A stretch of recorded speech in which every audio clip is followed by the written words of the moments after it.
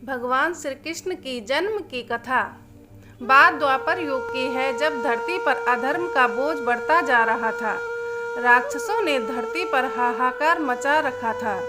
इस बात से बहुत परेशान होकर धरती माँ गाय का रूप धारण करके देवताओं के पास गई और उनसे कहा, हे देवतागण, मेरी रक्षा करें।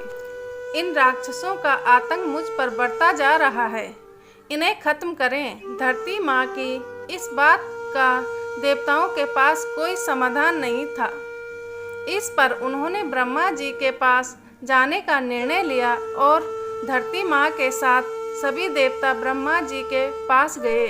वहाँ पहुँचकर उन्होंने ब्रह्मा जी से विनती की, प्रभु मेरे ऊपर से दैत्यों का यह भार कम करें, मैं बहुत परेशान हो गई हूँ। ब्रह्मा जी ने उनकी तरफ देखा और कहा, इसका उपचार सिर्फ भगवान विष्णु कर सकते हैं। देवी आप उन्हीं के पास जाइए। ब्रह्मा जी का कहा मानकर उनके साथ धरती माँ और सभी देवतागण भगवान विष्णु के निवास क्षीर सागर पहुँचे। उस समय वह शेष नाग पर लेटे हुए आराम कर रहे थे। वहाँ पहुँचकर सभी ने उन्हें प्रणाम किया और पूरी कहानी सुनाई। पूरी कहानी सुनकर भगवान विष्णु ने कहा, हे देवी, परेशान ना हो, मैं मनुष्य के रूप में पृथ्वी लोक पर अवतार लूँगा और पाप को खत्म करूँगा। उनकी यह बात सुनकर धरती माँ खुशी खुशी वहाँ से चली गई। इधर मथुरा में राजा उग्रसेन राज किया करते थे। वे दयालु राजा थे, लेकिन उनका बेटा कंस बहुत अत्याचारी और लालची था। उसे राजगद्दी का बहुत मोह था।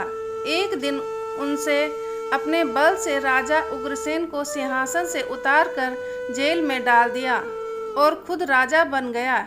लेकिन कंस अपनी बहन देवकी से बहुत प्यार करता था। एक दिन देवकी की शादी राजा सूरसेन के पुत्र वासुदेव के साथ हुई। शादी के बाद जब कंस देवकी को विदा करने लगा, तभी आकाशवाणी हुई कि देवकी की 8वीं संतान उसका वध करेगी। इतना सुनते ही कंस के पैरों तले से जमीन खिसक गई और उसने देवकी और वासुदेव को जेल में डाल दिया। इसके बाद वह सोचने लगा कि देवकी की 8वीं संतानों में से कौन से नंबर का पुत्र मेरा वध करेगा। इस असमंजस के कारण उसने देवकी की सभी संतानों को मारने का निर्णय लिया। एक एक करके उसने देवकी की 6 संतानों को एक चट्टान पर पटक कर मार डाला।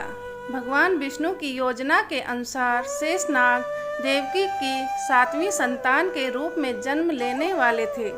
जब देवकी 7वीं संतान से गर्भवती थी, तो देवताओं और भगवान ने तरकीब से उनका गर्भपात करवा दिया। साथ ही उस संतान को वासुदेव की पहली पत्नी रोहिणी के गर्भ में पहुंचा दिया गया था।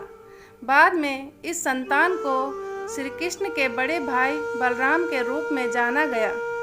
इसके बाद भाद्रपद के कृष्ण पक्ष की अष्टमी को रोहिणी नक्षत्र में देवकी की 8वीं संतान ने जन्म लिया। उसके जन्म लेते ही सारे सैनिक अपने आप सो गए। देवकी और वासुदेव की हथकड़ियाँ खुल गई और जेल के दरवाजे भी अपने आप खुल गए।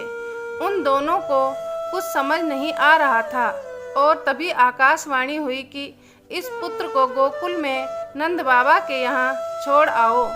उन्होंने ठीक वैसा ही किया। उन्होंने टोकरी में श्री कृष्ण को लेटाया और यमुना नदी के पार गोकुल में छोड़कर आ गए और वहाँ पालने में सोई बेटी को अपने साथ जेल में ले आए। वासुदेव के पास आने के बाद सब कुछ पहले जैसा हो गया।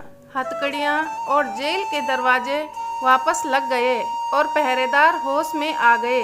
होश में आते ही सैनिकों ने देवकी की 8वीं संतान की खबर जाकर कंस को दे दी। कंस दौड़ता हुआ जेल आया और देवकी की गोद से उसकी संतान को छीन लिया। इसके बाद जैसे ही कंस ने उसे मारने के लिए हाथ उठाया, वह उसके हाथ से छूटकर हवा में उड़ गई और बोली, दुष्ट कंस, मैं योग माया हूँ। तुझे मारने के लिए भगवान ने गोकुल में अवतार ले लिया है। अब तेरा अंत निश्चित है।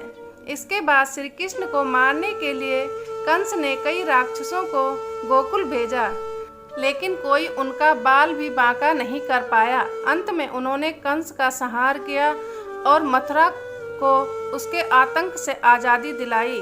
कहानी पसंद आई तो लाइक करें, शेयर करें, मेरे चैनल को सब्सक्राइब करें, एक प्यारा सा कमेंट भी करें। वीडियो देखने के लिए बहुत बहुत धन्यवाद। मिलती हूँ एक और अच्छी कहानी के साथ।